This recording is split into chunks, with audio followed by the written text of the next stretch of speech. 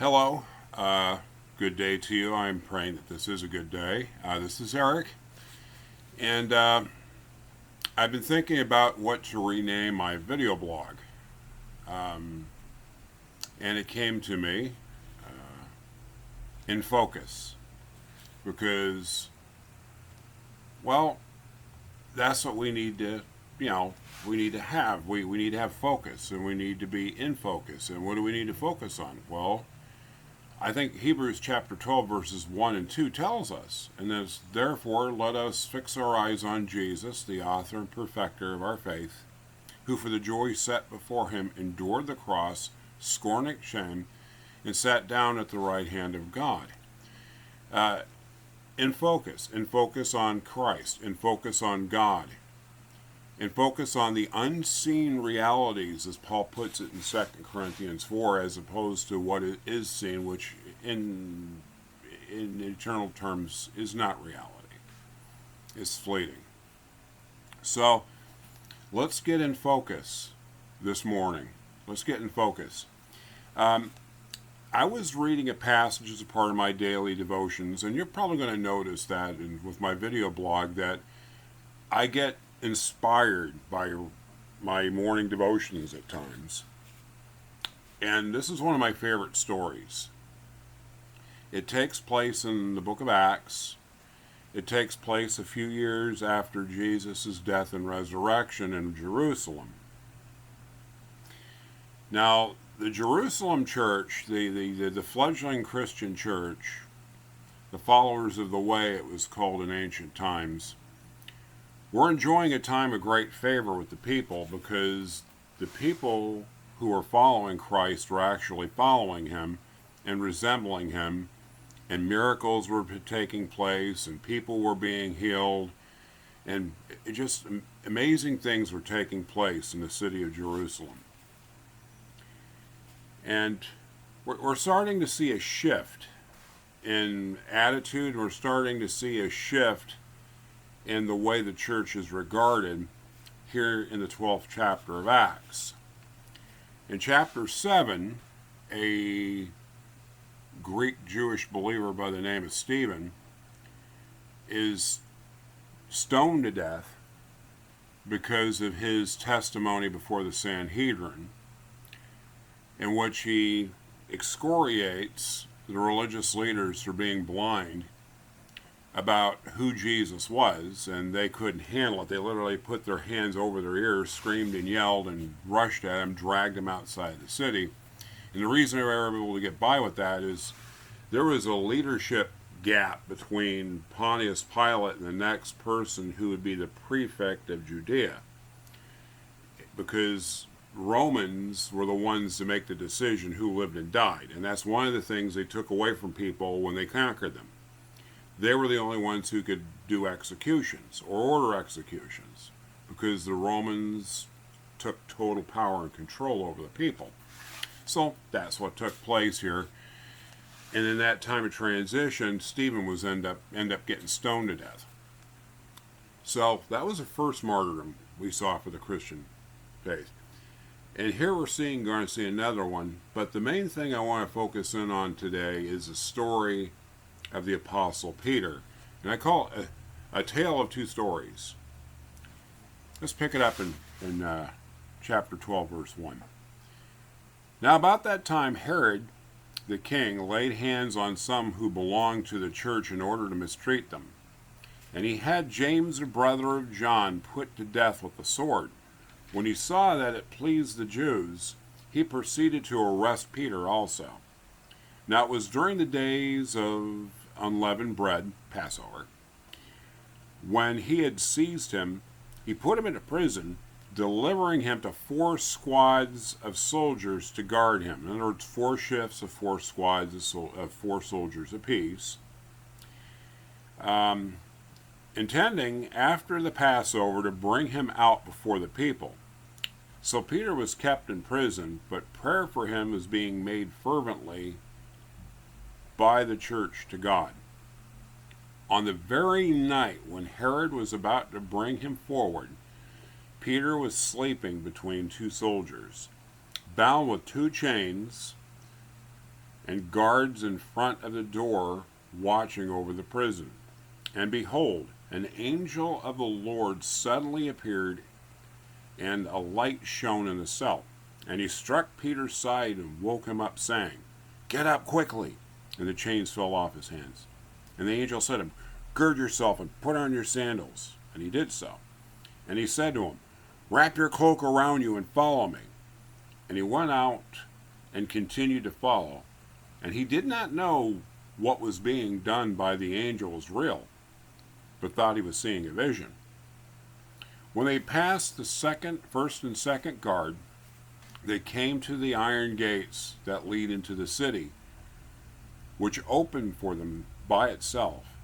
And they went out and went along one street, and immediately the angel departed from him.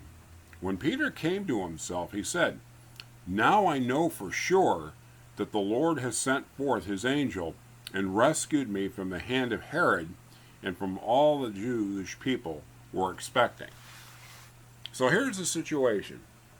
Herod, for some reason, decides he's going to start persecuting the church.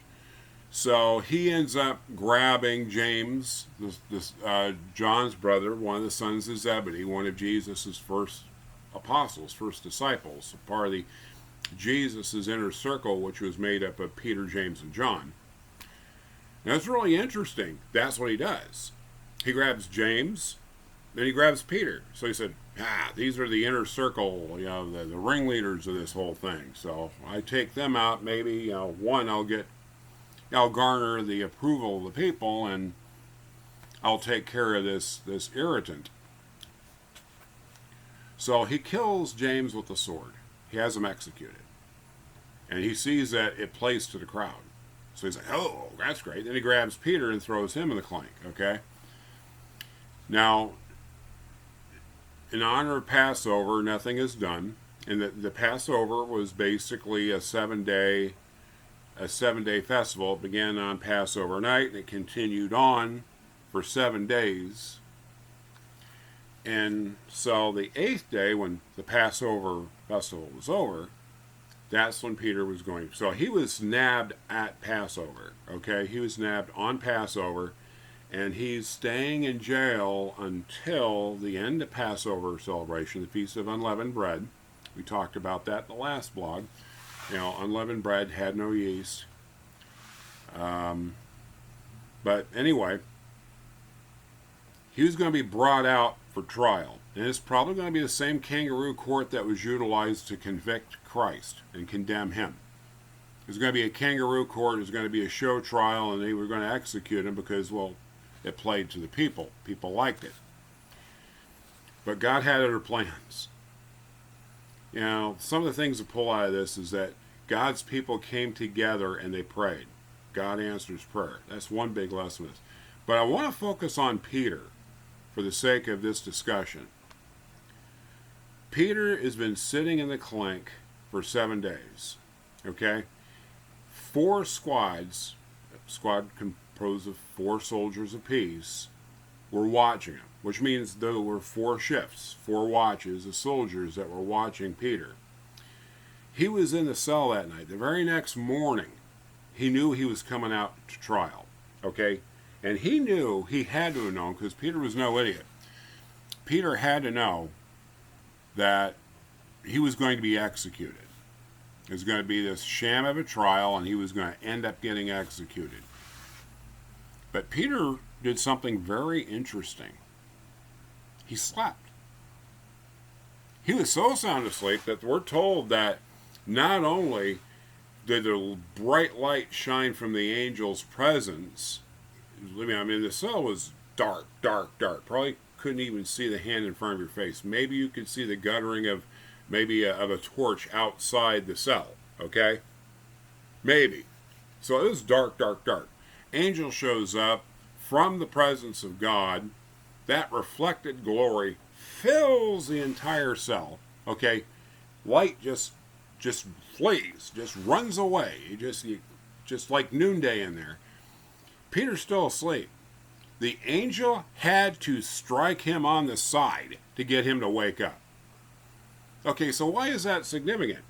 Well, I'd like to go to an earlier situation shortly after the apostles are called by Jesus and they're traveling together and they're on the Sea of Galilee.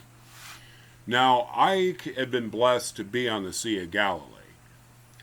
And the interesting thing about the Sea of Galilee in Israel is that it's far below sea level and there's mountains on all sides. So a storm could come up lightning fast because of these atmospheric and meteorological conditions surrounding the Sea of Galilee. And that's what happened in this particular incident.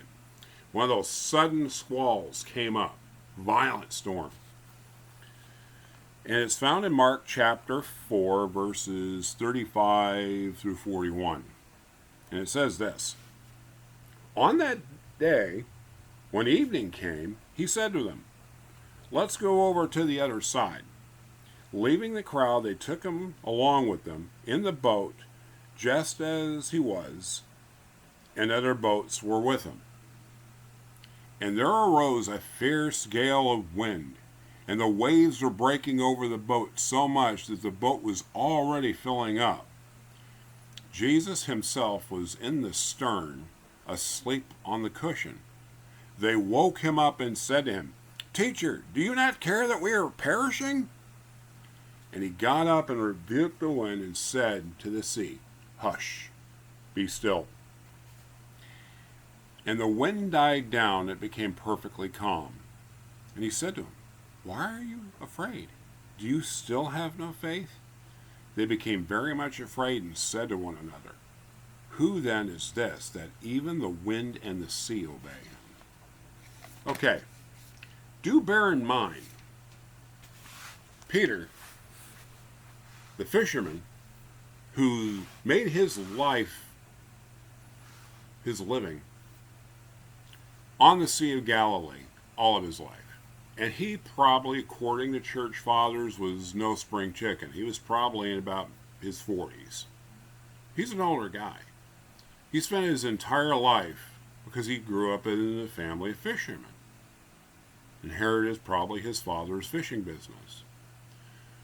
So Peter was not someone probably who is easily scared or easily surprised by a storm coming up on the Sea of Galilee. He lived and worked on this body of water, worked on this body of water most of his, if not all of his life.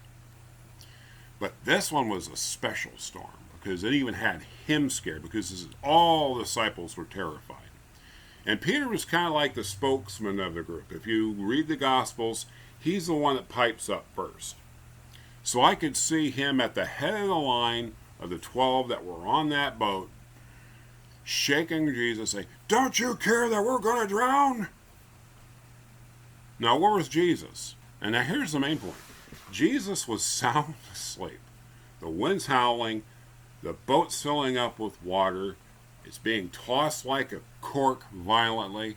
There's probably thunder and lightning and everything else going on. This is a violent gale. This is a violent storm. Jesus is sleeping. Okay, let's go back. Let's go flash forward. It's kind of like almost a Quentin Tarantino thing. We're just flashing all over the place. But let's flash forward. Now we got Peter a few years later. He is in a prison cell. He knows he's going to get executed the next morning. I mean, it's a foregone conclusion. He's asleep. And he's so asleep that he actually has to get struck in the side by the angel that came to rescue him. And the guy is still blurry-eyed, so the angel's like, "Gird yourself, bind on your sandals. Okay, now wrap yourself with your cloak. Now follow me." He just passed out.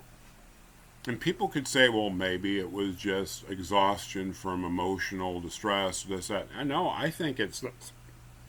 Me personally, if I knew I was probably going to die the next day, sleeping would not be on the top of my list. If I knew that I was going to be executed in the morning, I don't know how much sleep I'd get. Two, you got to consider something else. Peter's sleeping accommodations wasn't the Ritz. He was in a prison, and prisons were not pleasant things back then. They were dank, they were uncomfortable, there just weren't good places to be. And the Romans liked it that way because it was the way to deter people from wanting to go there. So, not only that, he was chained by the wrists, okay, to two Roman soldiers. One was on the left, one was on the right, cramped, and he's sleeping as though he was on a Sealy Posturepedic in one of the nicest hotel rooms, like at the Ritz-Carlton or the Waldorf Astoria. And he just like totally out. I think Peter learned through this experience and his experience of Christ to trust, to have faith, to know that God was in control even though he definitely wasn't. See, Peter was a self-made man. He either maybe inherited the business or grew it, or he had the fishing business that he built from the ground up. But Peter was an entrepreneur. He was an independent, strong guy. Big, burly fellow, according to church tradition. You know, not too much scared him. We see that was the exception, of course, when he was on the Sea of Galilee during that storm. But now we see a different storm. He's going to be executed the next day. Total serenity, calm as a mountain stream. The angel had to hit him on the side to wake him up. And that's the faith and trust that he learned in God through his experiences. Through the things that he lived through, with God's help, he was able to sleep. You know, one of my favorite passages of scripture comes from Psalm 8. And another one is Isaiah 41. It says, "You will keep him in perfect peace." It was actually Isaiah 26:3. "You will keep him in perfect peace whose mind is stayed on you because he trusts in you." And there's another really good one. It was one of the first memory verses that we taught the kids.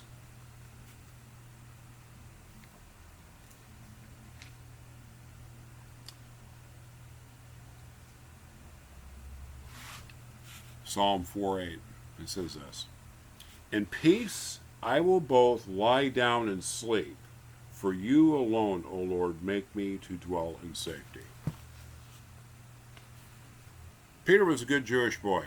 He knew the Bible because they would start at the very beginning of the Old Testament, work their way through it, and they'd start over again. And they'd start over again. They had a liturgy in the synagogue. And this way, over time, throughout the years, you would come to know the scriptures because there would be the Passover reading. The rabbi would expound on that passage of scripture, and they'd go through the scriptures like once a year in synagogue.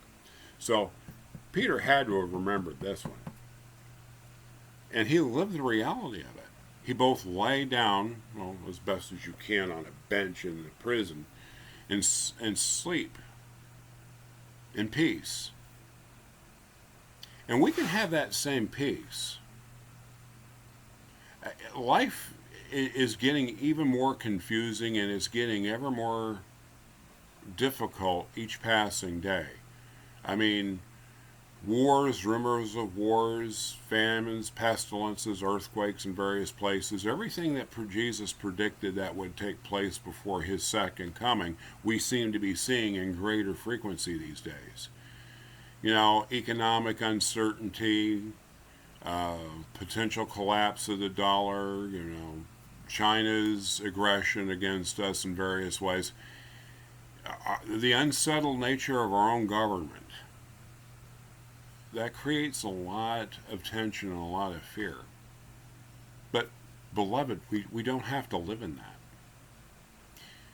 If we remember that God's in charge, and even in the most difficult times, like Peter did here, when he was sitting in prison waiting to be executed the next morning, we too can draw comfort we too can draw courage. We too can draw the strength to be able to continue to stand and to continue to trust and know that we can rest in Him. You know, one of my favorite passages of scriptures is the 23rd Psalm, and one of the verses in it says, He makes me lie down in green pastures. See, sheep are very skittish creatures. They're very skittish. They have to be completely at ease and completely calm in order for them to lay down, because, you know, sheep only have one self-defense mechanism, and that is their legs. Run. And many times they'll run the wrong way. That's a different topic for a different video blog. But the point of the matter is, they were made to lay down because they felt secure. They felt safe. And the context is, the Lord is my shepherd, I shall not be in want. And we can do the same. God has got us. Either He'll miraculously save us, or we'll end up finding ourselves waking up in His presence. But one way or another, God has our back.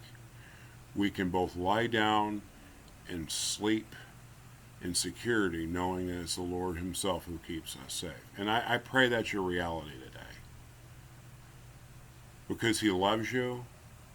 He wants to be there for you. He wants to be your shepherd. He wants to give you peace, even in the midst of the storm. Like Jesus was sleeping in the back of the boat, storm's raging.